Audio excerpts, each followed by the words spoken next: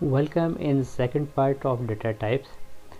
In first part I have covered is integer data type, float data type and string data types. It is second part of PHP data types.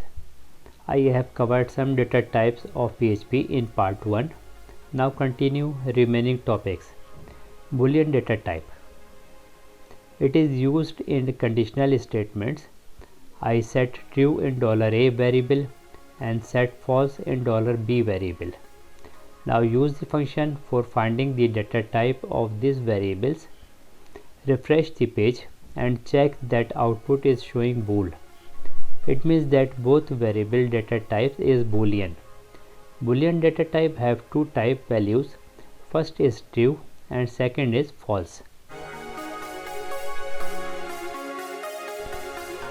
I am giving basic introduction of PHP data types. Time to time I will give detailed information in coming videos. In starting, if I go in depth, then it will hard to understand. Next type is array. An array stores multiple values in one single variable. It is created by define array keyword with open and close round brackets. I give first value in array with quotes, second also with quotes, third value is number without quotes, and fourth also without quotes. In fourth value I use decimal. Now use get underscore debug underscore type function for finding the data type of this variable. Use br for new line in output. In last line use variable underscore dump function.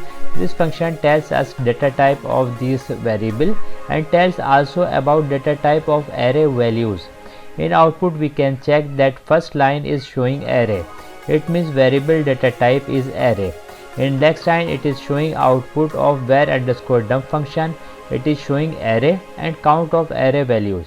Then showing that first and second value is a string, third value is showing integer and fourth value is showing float. Array is very useful data type and plays very important role in programming.